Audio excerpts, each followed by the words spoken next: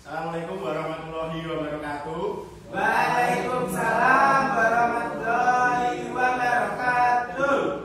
Selamat siang teman-teman semuanya. Siapa? Apa kabar hari ini? Alhamdulillah, luar biasa. Allahu Akbar. Kurang semangat ya, diulangi sekali lagi. Ayo diulangi sekali lagi. Apa kabar teman-teman? Alhamdulillah, luar biasa. Allahu Akbar. Ya, sebelum kita mengawali kegiatan kita pada siang hari ini, marilah kita berdoa bersama-sama. Ketua kelasnya siapa ini? Danu. Oh ya, Mas Damar, silakan disiapkan. Perhatiannya berdoa mulai. Selesai. Ya, terima kasih Mas Damar. Hari ini ada yang tidak hadir. Nihil Pak. Saya absen ya. Eko Purnomo, Dir. Danu Gendri, Dir. Damar, Saya Angga. Dir. Ya, lengkap ya. Ya Pak. Ya, hari ini Bapak akan menjelaskan materi tentang KD 3.3, mengidentifikasi permasalahan, argumentasi, pengetahuan, dan rekomendasi teks eksposisi yang dibaca dan didengar. Nah, di sini Bapak akan membahas mengenai struktur teks eksposisi, yaitu permasalahan dan argumentasi yang terdapat pada teks eksposisi. Sebelumnya teman-teman di sini sudah tahu atau sudah pernah membaca apa itu teks eksposisi? Belum. Eko belum? Mbak. Ya, sebelum kita bahas lebih lanjut, Bapak bagikan dulu ya tentang contoh teks eksposisi. Nanti agar kalian lebih memahami tentang struktur teks eksposisi, permasalahan, dan argumentasi dalam teks eksposisi. Bapak bagikan ya.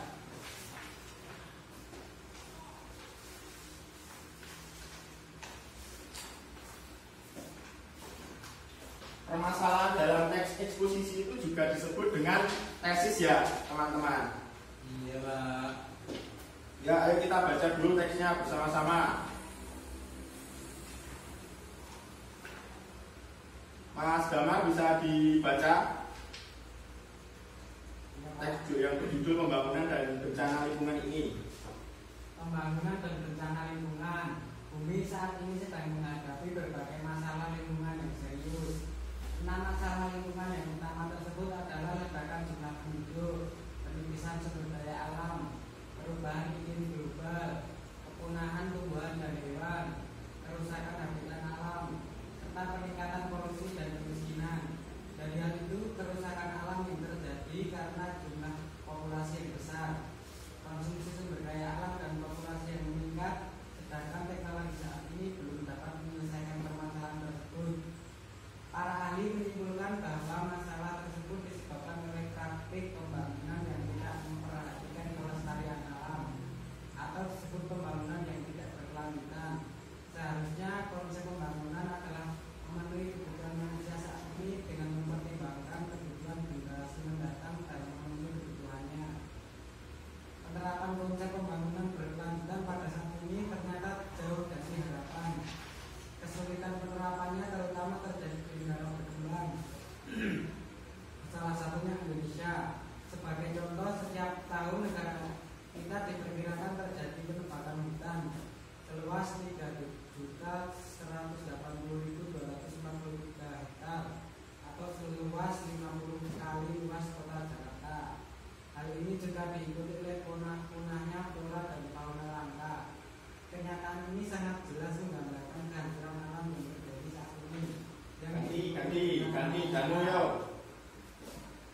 Pada tahun 2005 sampai 2006 tercatat telah terjadi 330 bencana banjir, 69 bencana longsor, 7 bencana letusan gunung berapi, 241 gempa bumi, dan 13 bencana tsunami. Bencana tanah, longsor, dan banjir itu disebabkan oleh kerusakan hutan dan pembangunan yang mengakibatkan kondisi alam. Bencana alam lain yang menimbulkan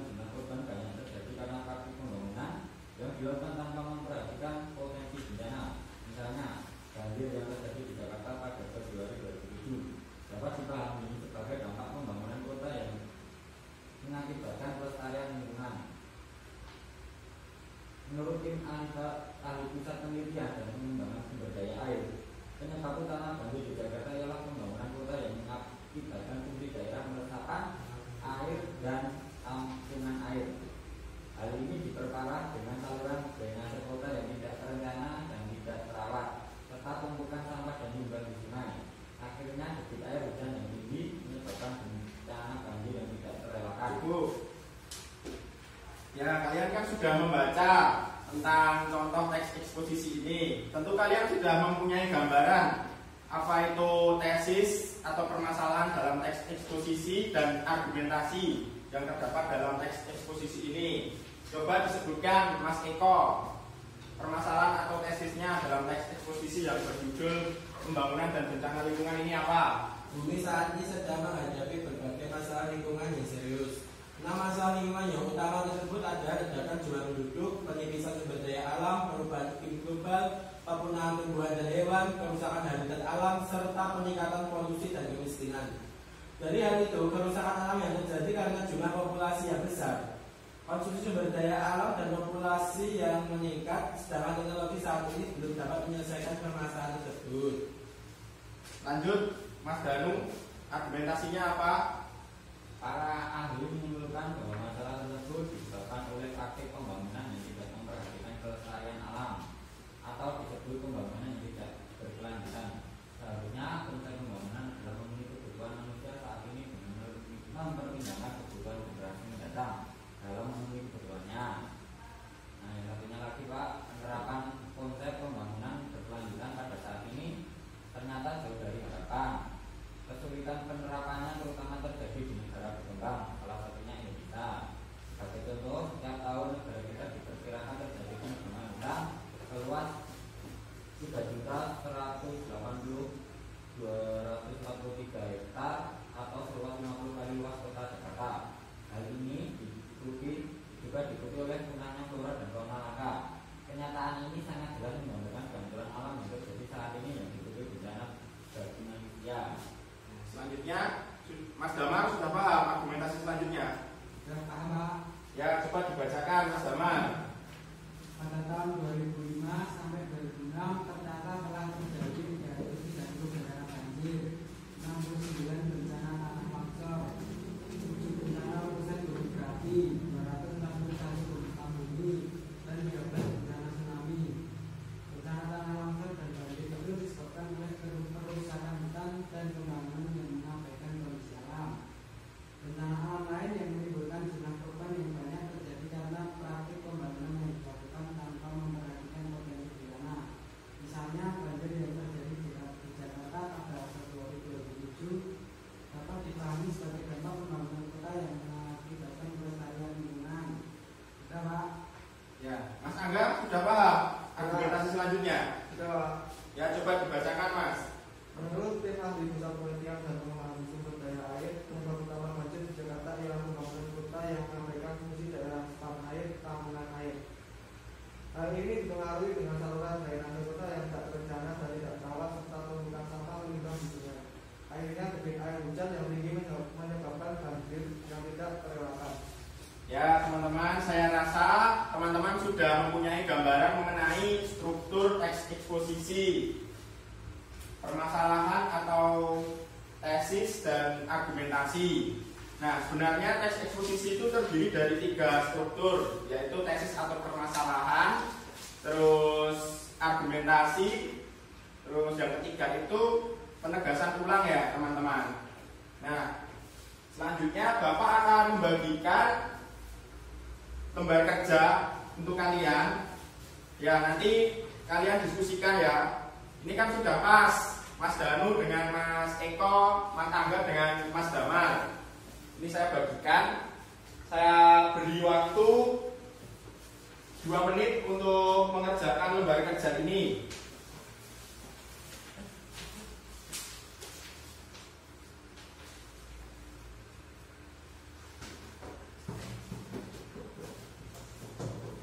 Ayo dikerjakan. Kalian harus bisa berdiskusi dengan baik mengenai struktur teks eksposisi ini.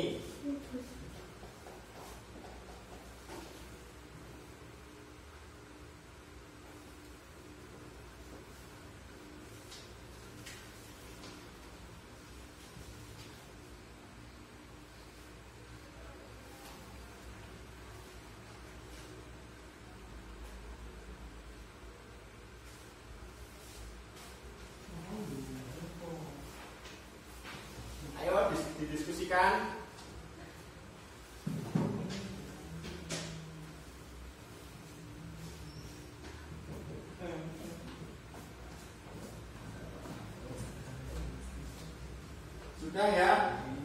Dari kelompoknya Mas Eko, silakan dibacakan ke depan. Jangan lupa. Oh ya, Mas Danu yang mau maju, silakan Mas Danu ke depan.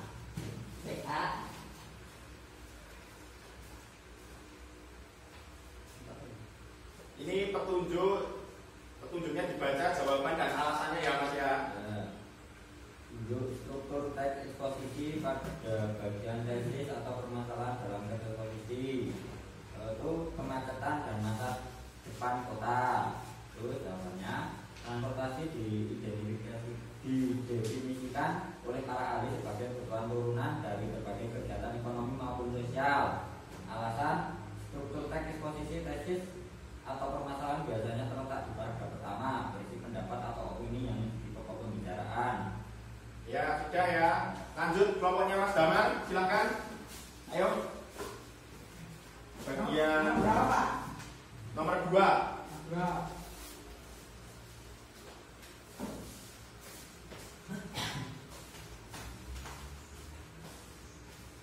Nyatakan struktur teks eksposisi pada bagian argumentasi dalam teks eksposisi. Kemacetan dan masa depan kota. Jawaban, kegiatan transportasi harian relatif menimbulkan pergerakan yang berulang. Misalnya yang terjadi pada para pekerja dan mereka yang menempuh pendidikan di sekolah. 2. Di Yogyakarta kemacetan terjadi setiap hari pada titik-titik yang menjadi jalur pergerakan para pekerja dan siswa dari tempat tinggal menuju lokasi kerja dan sekolah. 3. Kemacetan yang berulang dalam jangka lebih panjang cenderung terjadi pada musim liburan dan lebaran. Alasannya, argumentasi biasanya terletak di paragraf kedua dan seterusnya. Argumentasi merupakan isi dari teks eksposisi. Argumentasi menjelaskan pokok permasalahan yang dibicarakan. Sudah Pak? Ya terima kasih Mas Damar.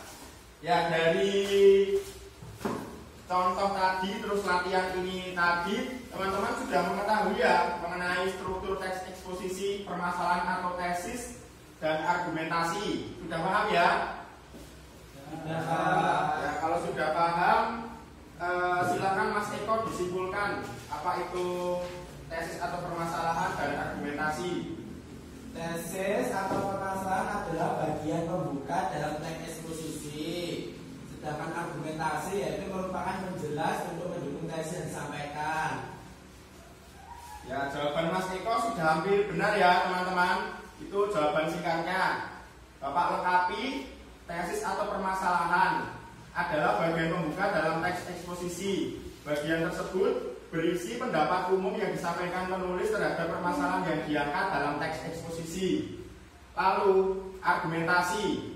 Argumentasi itu merupakan unsur penjelas ya untuk mendukung tesis yang disampaikan. Argumentasi dapat berupa alasan logis dan data hasil temuan, berupa fakta-fakta bahkan pernyataan para ahli. Itu yang dimaksud dengan argumentasi. Ya teman-teman sudah paham ya? Ada yang ditanyakan sebelum kita akhiri pertemuan pada siang hari ini? Ya, Pak. Mas Damar, Mas Angga, Tidak ada Pak. Mas Eko, Mas Danu? Minta PR Pak. Tidak ada ya? Oh ya, untuk PR-nya silakan dikerjakan lembar kerja ini. Nanti kita cocokkan lagi minggu depan. Ini juga termasuk teks eksposisi dan unsur-unsurnya ada di dalamnya nanti struktur-strukturnya. Kalian bisa belajar di rumah tentang unsur permasalahan dan argumentasi pada teks eksposisi tersebut. Ya, sebelum kita akhiri, Bapak berpesan teman-teman harus selalu berhati-hati ya karena dunia ini sedang tidak baik. Teman-teman harus bisa menjaga kesehatan, terus kebersihannya dijaga, sholat jangan lupa. Kalian harus selalu menjaga sholat. Sebelum kita akhiri, mari kita membaca doa bersama-sama. Mas Damar bisa dibikin lagi. Sebelum mengakhiri pelajaran pada siang hari ini, alangkah baiknya kita berdoa terlebih dahulu. Berdoa mulai. Selesai. Terima kasih atas perhatiannya ya teman-teman.